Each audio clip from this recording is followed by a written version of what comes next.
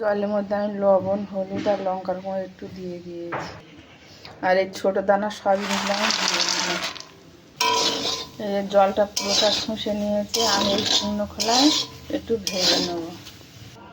ভাজা হয়ে গেছে, তুলে একটা কড়াইতে তেল দিয়ে দেবো। আমি গোটা জিরে দিয়ে দিলাম, এই শুকনো লঙ্কা দিয়ে দিলাম, এই দুটো তেজপাতা দিয়ে দিলাম। এই যে আমি একটু আদা বাটা দিয়ে দিলাম। আমি এখানে রসুন আর পেঁয়াজ দিলাম না, যেহেতু নিরামিষভাবে করবো আজকে দ্বাদশী, তার জন্য আমি একটু হিং দিয়ে দিলাম। আর এই যে 1 চামচ চিনি, এই যে লবণ দিয়ে দিলাম, এই হলুদ দিয়ে দিলাম, এই 2 চামচ মতন হলুদ দিয়ে, এই ধনে গুঁড়ো দিয়ে দিলাম। আর এই যে কেটে রাখা রোল আর আলু দিয়ে দিলাম।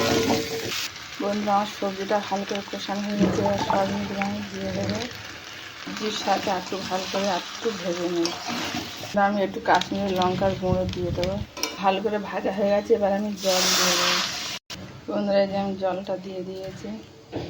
এরপর আমি এই জিরে বাটা দিয়ে দেবো। কাঁচা জিরে বাটা দিলে কিন্তু দুর্দান্ত টেস্টি হয় খেতে। এই যে গরম মশলা দিয়ে স্টক করে দেবো। বন্ধুরা, আপনারা এইভাবে একবার অন্তত সয়াবিনটা রান্না করে খেয়ে দেখুন, দেখুন কত ভালো লাগে।